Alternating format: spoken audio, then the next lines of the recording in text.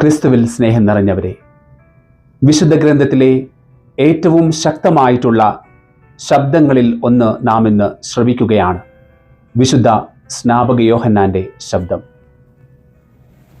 അദ്ദേഹത്തിൻ്റെ വസ്ത്രങ്ങളിലേക്ക് നമ്മുടെ ശ്രദ്ധയെ ക്ഷണിക്കുകയാണെങ്കിൽ ഒരു കാര്യം നമുക്ക് വ്യക്തമായിട്ട് മനസ്സിലാകും. അദ്ദേഹം ഒട്ടകരോമങ്ങൾ കൊണ്ടുള്ള വസ്ത്രങ്ങളാണ് ധരിച്ചിരുന്നത്.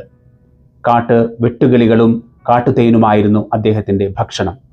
ഇതിൽ നിന്ന് ഒരു കാര്യം വ്യക്തമാണ്. അദ്ദേഹം ഏറ്റവും കുറച്ചാണ് തന്നെക്കുറിച്ച് തന്നെ ചിന്തിച്ചിരുന്നത്. തന്നെ ഏറ്റവും ചെറുതാക്കുന്ന അവസ്ഥ. അദ്ദേഹം ഒരു കാര്യം വലുതാക്കി, തന്നെ ചെറുതാക്കുന്നതിലൂടെ ഒരു കാര്യം വലുതാക്കി കാണിച്ചു. ദൈവം ഇസ്രായേൽ ജനത്തെ അറിയിക്കുവാനായിട്ട് കൊടുത്തയച്ച സന്ദേശം അദ്ദേഹം വലുതാക്കി കാണിച്ചു. അതിനുവേണ്ടി തന്നെ ചെറുതാക്കുന്ന വിശുദ്ധ സ്നാപക യോഹന്നാനെ നമുക്ക് സുവിശേഷത്തിൽ കാണാനായിട്ട് സാധിക്കും. സുവിശേഷകനായ യോഹന്നാൻ അദ്ദേഹത്തെക്കുറിച്ച് അതുകൊണ്ടാണ് ഇപ്രകാരം എഴുതി വയ്ക്കുന്നത്. അദ്ദേഹം പറയുന്നതായി നാം വായിക്കുന്നു, അവൻ വലുതാകണം, ഞാൻ ചെറുതാകണം. ഈ വാക്കുകളിൽ എല്ലാം വ്യക്തമായിട്ട് അടങ്ങിയിരിക്കുന്നു. ഈ എളിയ ആത്മാവിന് നമുക്ക് നൽകാനായിട്ട് ഒരു അർജന്റ് മെസ്സേജ് ഉണ്ട് ഇന്ന്. അനുതപിക്കുക, കാരണം സ്വർഗരാജ്യം സമീപിച്ചിരിക്കുന്നു എന്നുള്ള ശക്തമായിട്ടുള്ള സന്ദേശം. പ്രിയപ്പെട്ടവരെ, അനുതാപം എന്ന് പറയുന്നത് പൂർണ്ണമായിട്ടുള്ള നമ്മുടെ ഹൃദയവും തിരിക്കലാണ്. നാം പാപ വഴിയിലൂടെയാണ് സഞ്ചരിക്കുന്നതെങ്കിൽ പൂർണ്ണമായും തിരിഞ്ഞുകൊണ്ട് ക്രിസ്തുവിലേക്ക് നടക്കുന്ന അവസ്ഥയാണ്. ഒരു 360 ഡിഗ്രി ടേൺ, പൂർണ്ണമായിട്ടുള്ള ഒരു തിരിയൽ. നാം കിഴക്കോട്ടാണ് നടക്കുന്നതെങ്കിൽ നേരെ തിരിഞ്ഞ് പടിഞ്ഞാറോട്ട് നടക്കുന്ന അവസ്ഥ. അല്ലെങ്കിൽ ഏതു ദിശയിലൂടെയാണോ സഞ്ചരിക്കുന്നത് ആ ദിശയ്ക്ക് എതിർദിശയിലേക്കുള്ള സഞ്ചാരം. ഇതാണ് അനുതാപത്തിൻ്റെ അവസ്ഥ. ഇങ്ങനെ നടക്കുമ്പോൾ മാത്രമാണ് യഥാർത്ഥത്തിൽ നാം അനുതപിക്കുന്നത്. അതിനാൽ തന്നെ മത നേതാക്കൾ അദ്ദേഹത്തെ സമീപിക്കുമ്പോൾ, ഫരിസേയരും മറ്റു മതനേതാക്കളും അദ്ദേഹത്തെ സമീപിക്കുമ്പോൾ വളരെ ശക്തമായിട്ടുള്ള ഒരു സന്ദേശമാണ് അദ്ദേഹം കൈമാറുന്നത്. ആണലി സന്തതികളെ എന്ന അവരെ അഭിസംബോധന ചെയ്തുകൊണ്ടാണ് അദ്ദേഹം തൻ്റെ സന്ദേശം കൈമാറുന്നത്. നിങ്ങൾ അനുതാപത്തിൻ്റെ ഫലങ്ങൾ പുറപ്പെടുവിക്കുവിനെന്ന്. നമ്മുടെ ജീവിതത്തിൽ നാം ഉൽപ്പാദിപ്പിക്കുന്ന ഫലങ്ങളിൽ നിന്നാണ് നാം യഥാർത്ഥത്തിൽ അനുതപിക്കുന്നുണ്ടോ ഇല്ലയോ എന്ന് തിരിച്ചറിയുവാനായിട്ട് നമുക്ക് സാധിക്കുന്നത്. അതിനാൽ നമുക്ക് ഏറ്റവും നാം സാധാരണ ചെയ്തുകൊണ്ട് ഇരിക്കുന്ന കാര്യങ്ങൾ ചെയ്യുവാനായിട്ട് വളരെ എളുപ്പമാണ്. നമ്മുടെ മതപരമായിട്ടുള്ള അഭ്യാസങ്ങൾ, സ്പിരിച്വൽ ആക്ടിവിറ്റീസ്, ഇതൊക്കെ നാം കൃത്യമായിട്ട് ചെയ്യുന്നവരായിരിക്കാം. പക്ഷേ യഥാർത്ഥത്തിലുള്ള അനുതാപം നമ്മുടെ ഹൃദയത്തിലുണ്ടോ എന്ന് നമുക്ക് ചിന്തിക്കാം.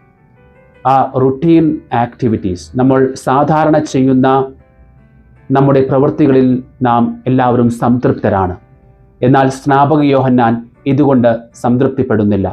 യഥാർത്ഥമായിട്ടുള്ള അനുതാപത്തിലേക്കാണ് അദ്ദേഹത്തിൻ്റെ ക്ഷണം. യഥാർത്ഥമായിട്ടുള്ള അനുതാപത്തിന് പ്രധാനമായിട്ടും 4 കാര്യങ്ങൾ നമ്മുടെ മനസ്സിലൂടെ കടന്നു പോകണം. ഒന്നാമതായിട്ട് കൺവിക്ഷൻ. നമുക്കുണ്ടാകേണ്ടത് ബോധ്യമാണ്. നമ്മുടെ പാപാവസ്ഥയെക്കുറിച്ചുള്ള ബോധ്യം. അതായത്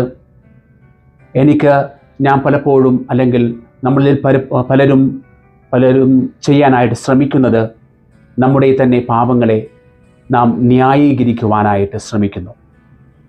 ന്യായീകരണം നമ്മളെ കൊണ്ടെത്തിക്കുന്നത് പാപങ്ങൾ തുടർന്ന് ചെയ്യുന്ന അവസ്ഥയിലേക്കാണ്. നാം യുക്തിപരമായിട്ട് ചിന്തിക്കുന്നു. അതിനാൽ തന്നെ ഇന്ന കാരണങ്ങൾ കൊണ്ടാണ് ഞാൻ ഈ പ്രവൃത്തി ചെയ്തത്, ഇന്ന ആൾ മൂലമാണ് ഞാൻ ഈ പ്രവൃത്തി ചെയ്തത്.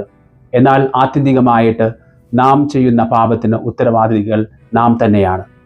അതിനാൽ നമുക്ക് ആ ബോധ്യം ആദ്യമായിട്ട്, ഫസ്റ്റ് സ്റ്റെപ്പ് എന്ന് പറയുന്നത് ബോധ്യമാണ്, കൺവിക്ഷൻ. ഞാൻ പാപിയാണ് എന്നുള്ള ഒരു ബോധ്യം നമുക്ക് തന്നെ ഉണ്ടാകണം.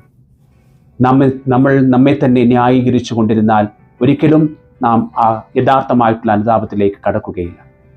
രണ്ടാമത്തെ സ്റ്റെപ്പ് എന്ന് പറയുന്നത് കൺഫെഷൻ, അതായത് കുമ്പസാരം, പാപങ്ങൾ ഏറ്റുപറയുന്നത്.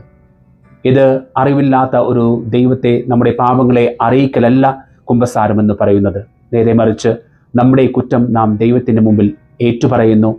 നാം ശിക്ഷയ്ക്ക് അർഹരാണെന്ന് ഏറ്റുപറയുന്നു. അങ്ങയുടെ കാരുണ്യം ഞങ്ങൾ തേടുന്നു എന്നുള്ള നാം എളിമയോടുകൂടെയുള്ള നമ്മുടെ സമീപനമാണ് കുമ്പസാരത്തിൽ നടക്കേണ്ടത്. മൂന്നാമതായിട്ട് നമുക്ക് വേണ്ടതാണ് കൺട്രീഷൻ, യഥാർത്ഥമായിട്ടുള്ള ഒരു അനുതാപം. ഈ അനുതാപത്തിന് 2 തലങ്ങളുണ്ട്. ഒന്നാമതായിട്ട് ഒരു ഗോഡ്ലി സോറോ, ദൈവികമായിട്ടുള്ള ദുഃഖം. നാം പാപം ചെയ്തു പോയി, ദൈവത്തെ ഏറ്റവും നല്ലവനായിട്ടുള്ള ദൈവത്തെ നാം ദ്രോഹിച്ചു പോയി എന്നുള്ള കാരണത്താൽ നാം അനുദപിക്കുന്ന അവസ്ഥ. എന്നാൽ വേർഡ്ലി സോറോ ഉണ്ട്, ലോകത്തിൻ്റെതായിട്ടൊരു സങ്കടമുണ്ട്. അതായത് നാം ശിക്ഷ ഭയപ്പെടുന്നു, അതിനാൽ ഞാൻ അനുദപിക്കുന്നു. ഇതിൽ ഏത് തരത്തിലുള്ള അനുതാപമാണ് എൻ്റെ മനസ്സിലുള്ളത്? ഒരു ദൈവികമായിട്ടുള്ള അനുതാപമാണോ? നല്ലവനായ ദൈവത്തെ ഞാൻ ദ്രോഹിച്ചു പോയല്ലോ എന്നുള്ള ഒരു യഥാർത്ഥമായിട്ടുള്ള അനുതാപമാണോ? അല്ല എങ്കിൽ ഒരു ലോകത്തിൻ്റെതായിട്ടുള്ള അനുതാപമാണോ എൻ്റെ മനസ്സിലുള്ളത്? ഞാൻ ശിക്ഷയെ ഭയന്നുകൊണ്ട് ഞാൻ അനുദപിക്കുന്ന അവസ്ഥയാണോ, കുമ്പസാരത്തെ സമീപിക്കുന്ന അവസ്ഥയാണോ എനിക്കുള്ളതെന്ന് നമുക്ക് ചിന്തിക്കാം. അവസാനമായിട്ട് നാം കടക്കുന്നത് 4ാമത്തെ പോയിന്റ്, ഒരു കൺവേർഷൻ, പൂർണ്ണമായിട്ടുള്ള ഒരു മാനസാന്തരത്തിൻ്റെ അവസ്ഥ. പ്രിയപ്പെട്ടവരെ, ഇവിടെ നാം ഒരു 360 ഡിഗ്രി ടേൺ നടത്തുകയാണ്, പൂർണ്ണമായും തിരിഞ്ഞ് നടക്കൽ.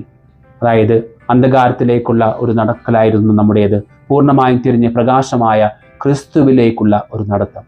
ഇതാണ് യഥാർത്ഥമായിട്ടുള്ള ഒരു കൺവേർഷൻ, ഒരു മാനസാന്തരം എന്ന് പറയുന്നത്. ഈ സ്റ്റെപ്പുകളൊക്കെ നമ്മുടെ മനസ്സിലൂടെ കടന്നു പോകണം, നാം യഥാർത്ഥമായിട്ടുള്ള അനുതാപത്തിലേക്ക് എത്തിച്ചേരുവാനായിട്ട്. പ്രിയരെ, വിശുദ്ധ സ്നാപക യോഹന്നാൻ്റെ സന്ദേശം നമ്മുടെ ഹൃദയങ്ങളിലുണ്ടോ? അല്ലെങ്കിൽ നമ്മുടെ ക്രിസ്മസ് സെലിബ്രേഷൻ, നാം റുട്ടീനായിട്ട് ചെയ്യുന്ന, സാധാരണ രീതിയിൽ ചെയ്യുന്ന നമ്മുടെ സെലിബ്രേഷൻ, ആഘോഷങ്ങൾ, ഭക്ഷണം, അലങ്കാരങ്ങൾ, ഇവയിൽ മാത്രം, അല്ലെങ്കിൽ പള്ളിയിലുള്ള പാട്ടുകൾ, കരോൾ സിംഗിങ്, അല്ലെങ്കിൽ ലിറ്റററി സെലിബ്രേഷൻ, ഇതൊക്കെ മാത്രമാണോ? യഥാർത്ഥമായിട്ട് ഞാൻ മാറുന്നില്ല എങ്കിൽ യഥാർത്ഥത്തിൽ ക്രിസ്തു എന്നിൽ ജനിക്കുന്നില്ല. അതിനാൽ നാം റുട്ടീൻ എല്ലാം വെടിഞ്ഞുകൊണ്ട്, നാം സാധാരണ ചെയ്യുന്ന കാര്യങ്ങൾ വെടിഞ്ഞുകൊണ്ട് യഥാർത്ഥമായിട്ടുള്ള അനുതാപത്തിലേക്ക് വരുവാനായിട്ടാണ് വിശുദ്ധ സ്നാപക യോഹന്നാൻ നമ്മെ ഇന്ന് ക്ഷണിക്കുന്നത്. നാം ഈ ചലഞ്ച്, ഈ വെല്ലുവിളി ഏറ്റെടുക്കാനായിട്ട് തയ്യാറാണോ? ദൈവം നമ്മെ അനുഗ്രഹിക്കട്ടെ.